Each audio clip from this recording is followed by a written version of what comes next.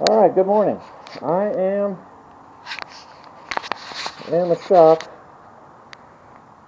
It is totally covered in sand dust. I need I gotta get this cleaned up. There's some major. At least you can see the spider web. Well, I don't know if you can see. Yeah, you can kind of see it. There we go.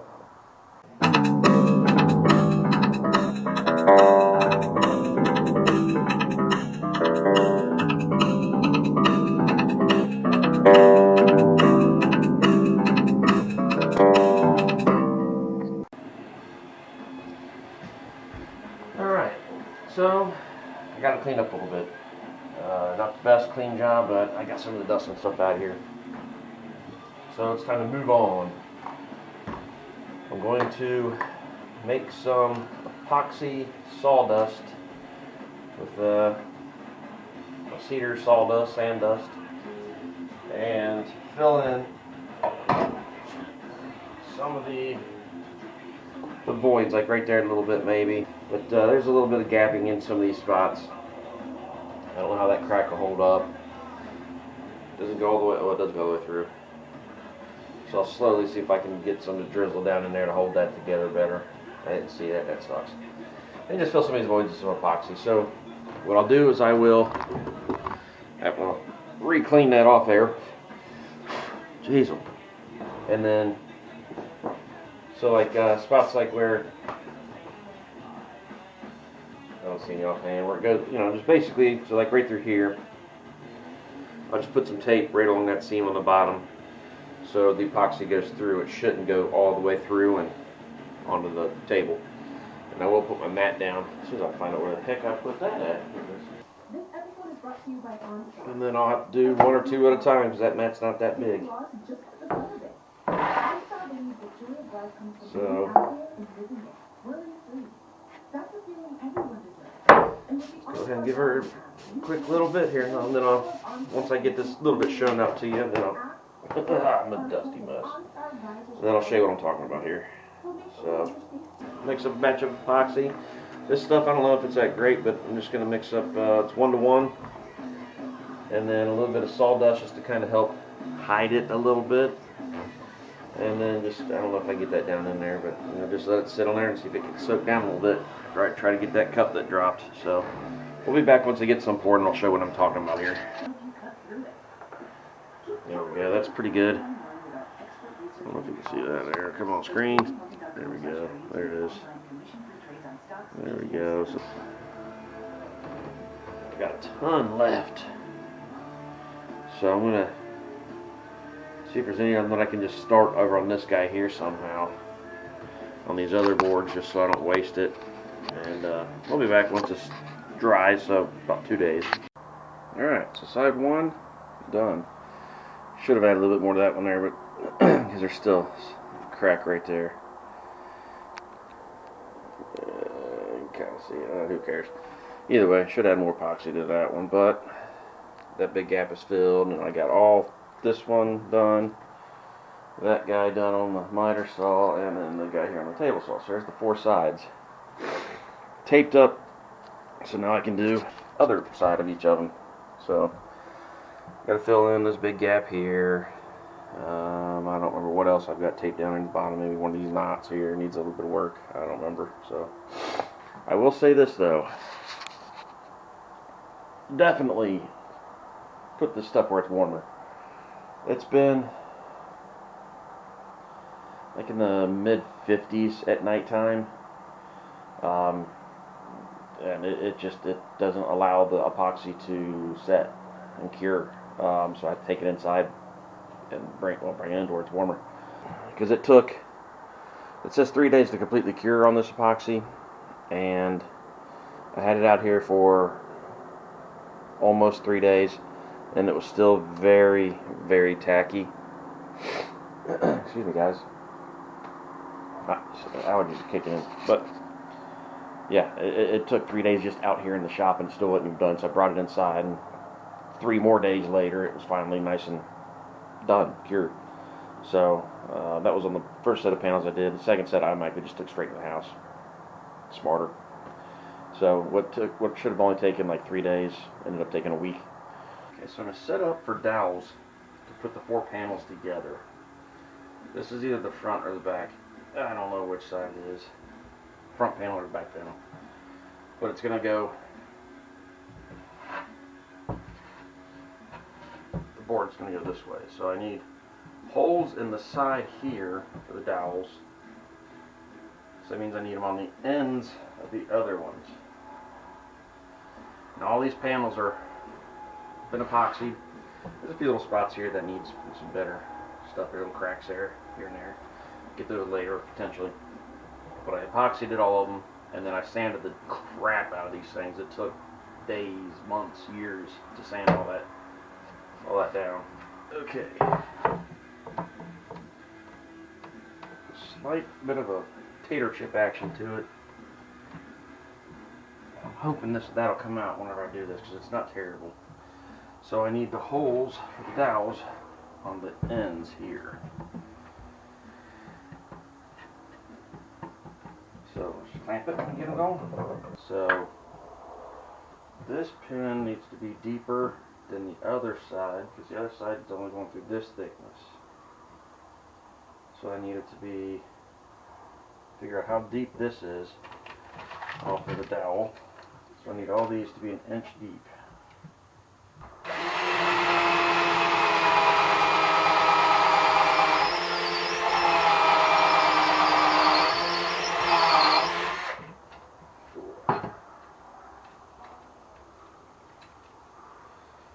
Okay, there's that. Now I need to put the dowels in there. The markers.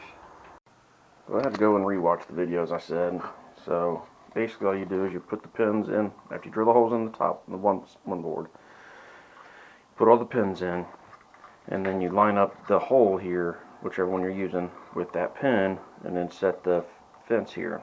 And then put that corresponding slot over top of there, flush it up all the way across, make sure it's all flushed up to that pin, like that.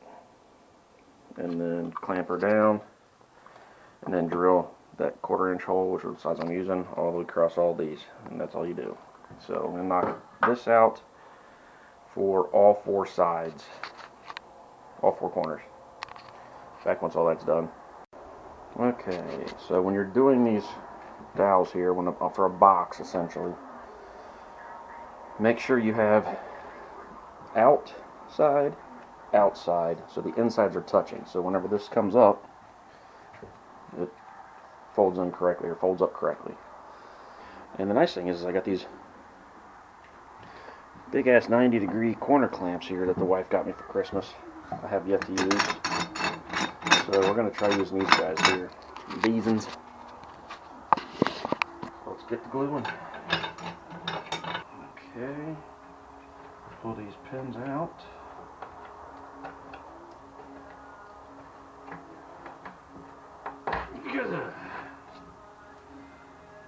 Now I want to go get a straw for scraping out glue. There's that. I'll just stick you here for now. Glue.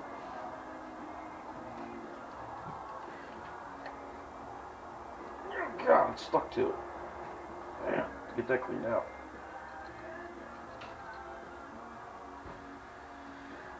Alright, let's flip up.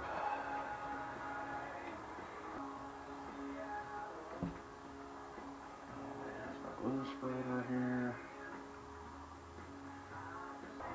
I actually used my glue spreader instead of my finger for once.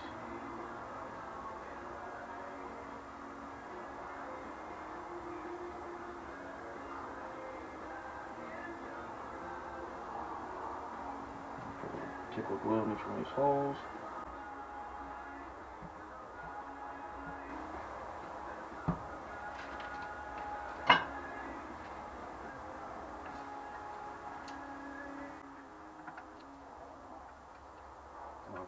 Need to go a lot further than that. Alright, Gary, time to use your mallet again.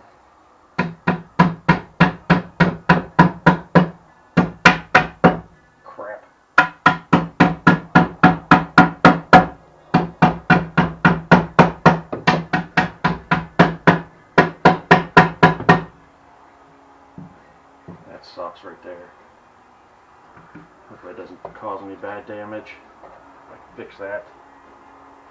Not fucking happy right there. Take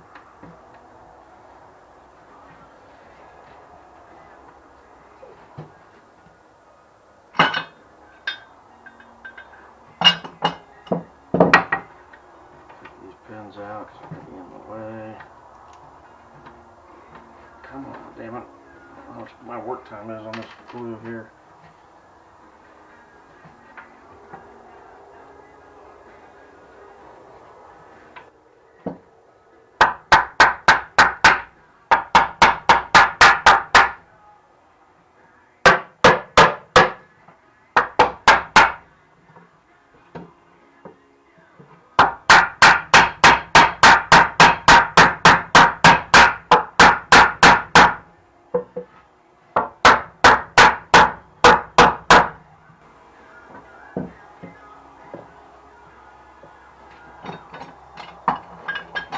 See how this goes here.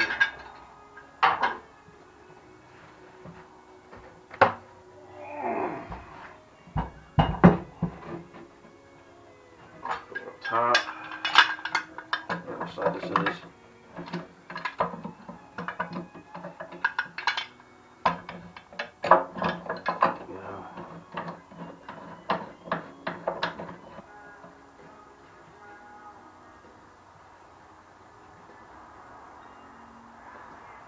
So now what I want to do is use one of these guys.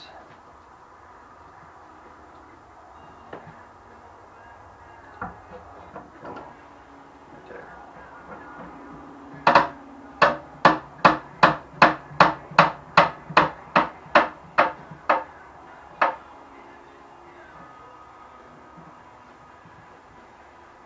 It's better.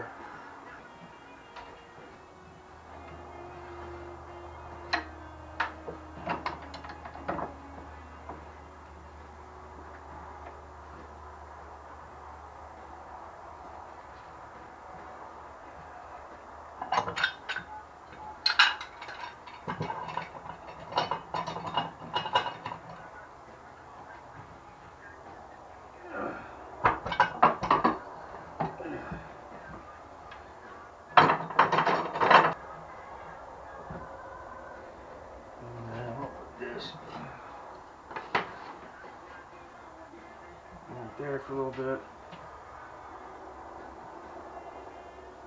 There's one corner.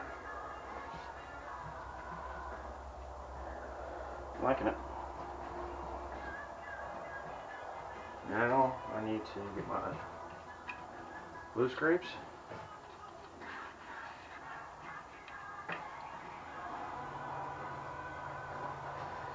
Squeeze that out there.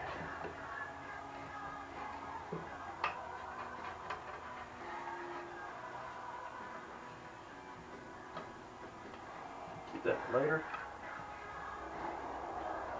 and let that dry. Okay, so got those nice 90s there, and then I used this because the board was a little tater chip just a tad to bring this in, and hopefully that glue and dowels will hold that together. So let's let that dry for a good number of hours. Okay, we got it all four sides attached. These two corners are done, glued. Of course, now I got these to the top and glued and clamps down.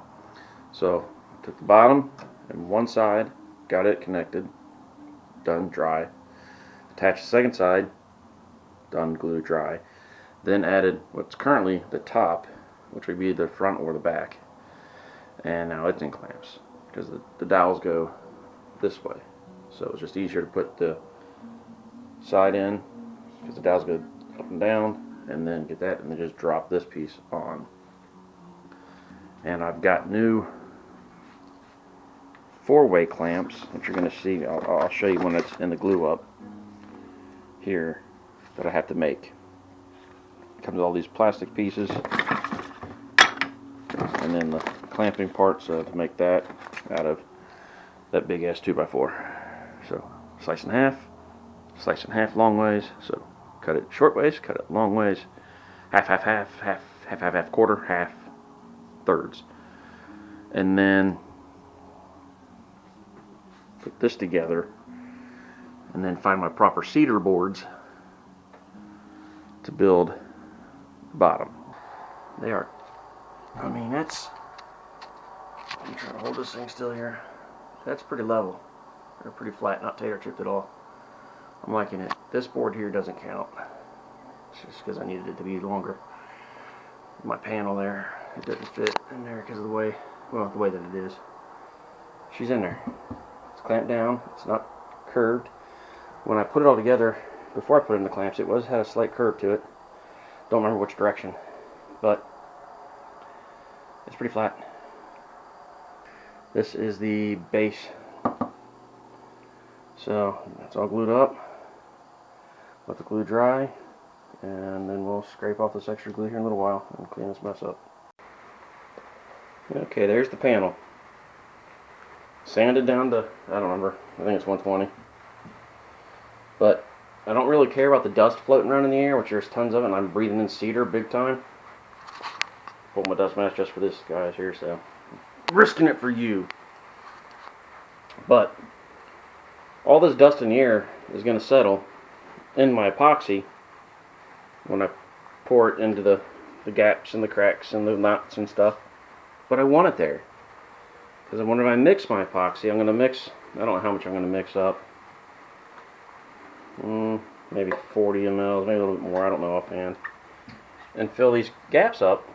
But I'm going to dump some of this full bag, no, not too full, of sawdust, sand dust, into there, mix it up just like I did on those.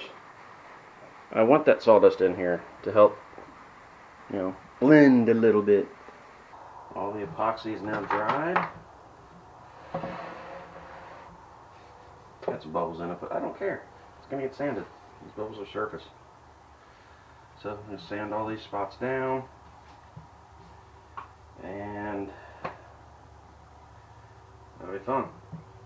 So I'm going to get to busy.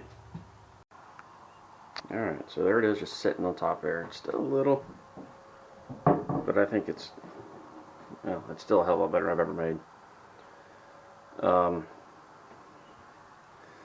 I got some huge overhang here, so I'm going to take it through the table saw. I got to move everything back off of it. Take the fence off of here. Find a good spot to store it. I'm liking this being on here so far. I'm going to take 1.25 inches off of this side, 1.25 inches off of this side. Alright. 24.5 inches wide. I'm going to take it off 1/4 inch off of this side and 1/4 inch off this side. So I got it to 23.25 inches to cut off this piece. The reason I want to do that is just kind of keep the symmetric seams. So let's get her cutting.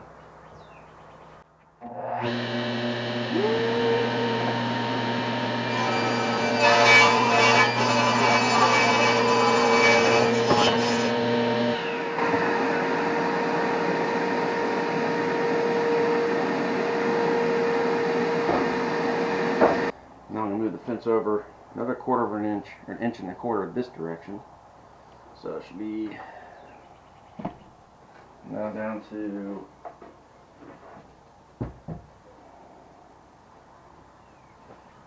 22.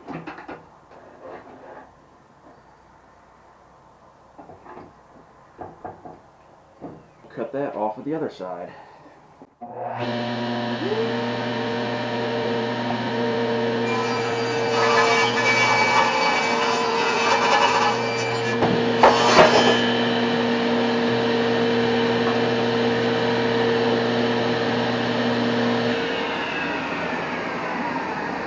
Okay.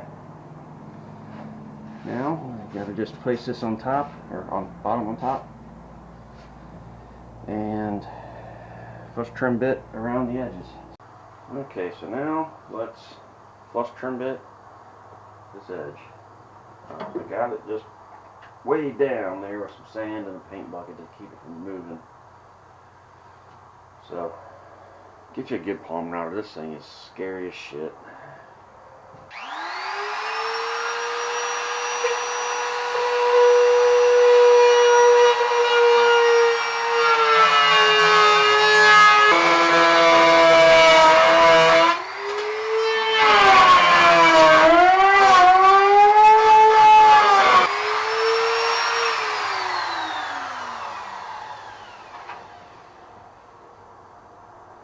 Jeez, oh Pete.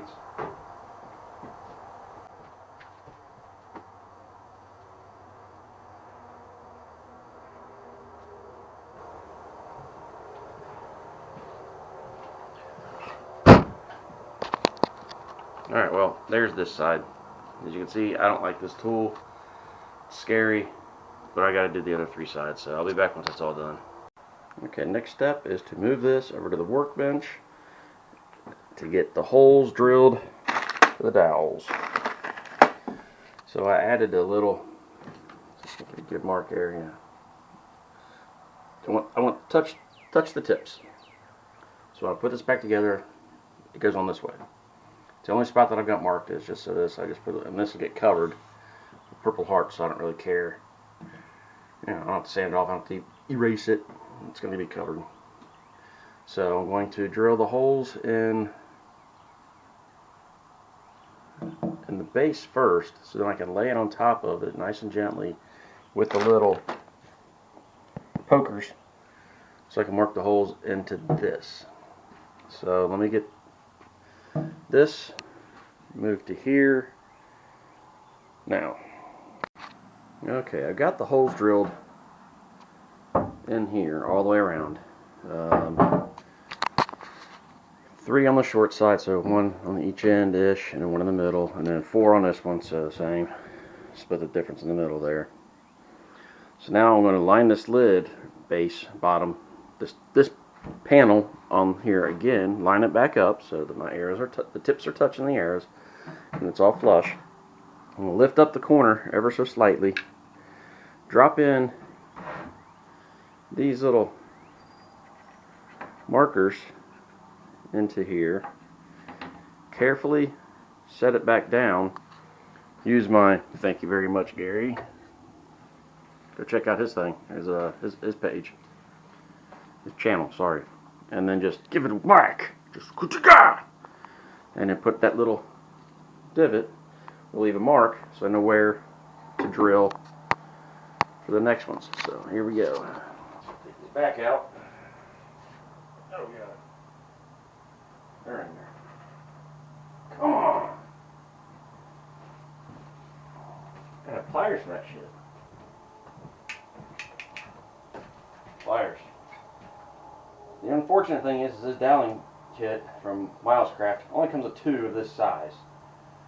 I've got 4, 8, 11, 14 holes, I think, and 2.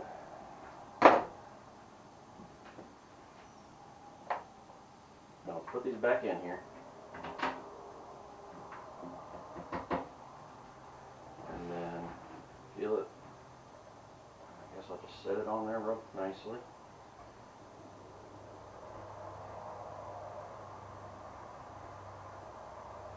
There we go now.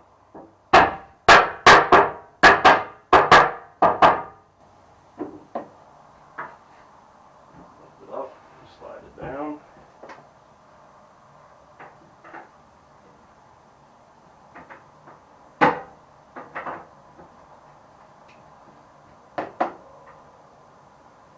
Now the next set feels good.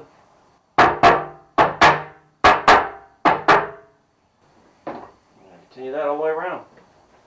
Now after 7 games of whack-a-mole, see it's got the little divots here.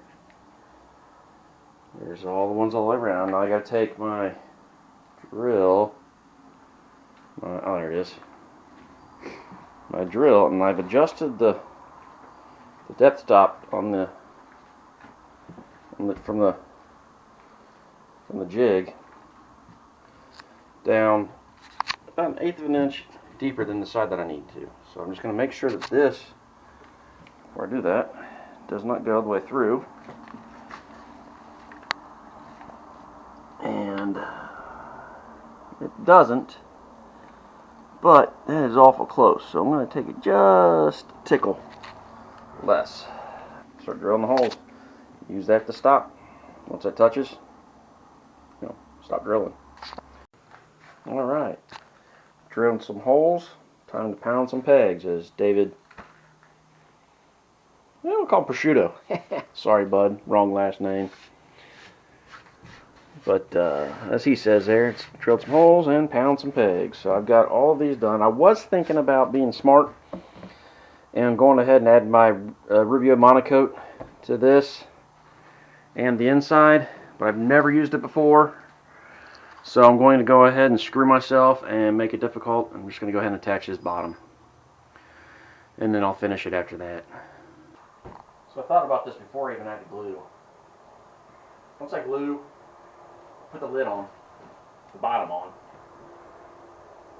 any squeeze out that's going to be going down, I can't get to clean up. Because I'll have the clamps on here, clamps will go up, and I can't get to the inside. So I guess I'll do is I'll just let it dry for just a couple hours in clamps, and then come out, take the clamps off, flip it around, and then scrape the glue out the best I can. Here's my plan. It's a good one. I don't have good plans.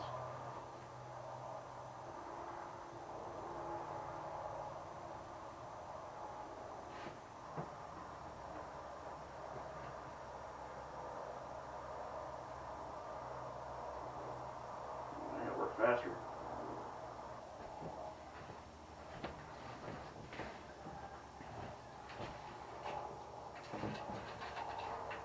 Yeah, he's in a bad spot for this. Come on, you sons of bitches.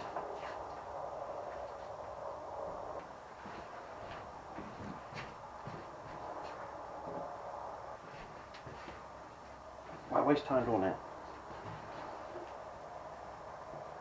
Shit, the other end.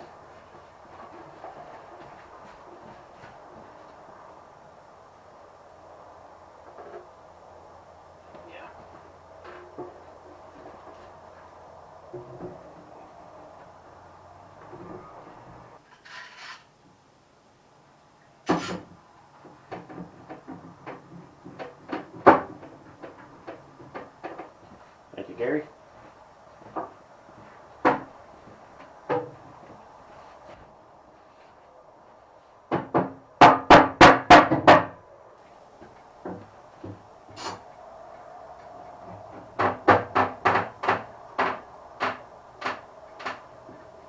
But it's in clamps. I will let that dry for an hour to slowly undo some of the clamps just to make sure, especially this one, like this one and the one down there, because this is where it was tater chipped this way a little bit. So if I start releasing that and it's holding, I know I'm good. But I assume there's squeeze on the inside too. There we go, we got a base. Alright, this is going to be the last video, or the last piece of this part 2, the end of part 2 here. So got it standing up on edge because I added some, look at that, Rubio monocoat to the inside. Damn, I mean, look at that, unfinished, finished. Look at that pop. That is sweet. And it's just the plain old Rubio monocoat, 2-part, or the C2 stuff. And that is beautiful. I'll let that dry and move on to part 3. Thanks for watching, guys. Part 1, check it out. Once I'm done with all the parts, I'm going to kind of I don't know, group them together, however you're supposed to do that. I don't remember what it's called, playlist. But next, I'm going to do the trim pieces on the outside after this dries. So thanks for watching. Like, subscribe, give me some comments, tell me what I need to help me improve this thing here. I'll tell you what though, all I did as far as applying the Rubio monocoat was use that rag, which I'm just laying right there to let it dry. I don't have an applicator. I tried to use that piece of plastic right there and it didn't work very well. Just spread it around, but meh, oh well. So see you in part 3, which is just going to be the purple heart trim pieces. Thanks for watching. Talk to you in the next one.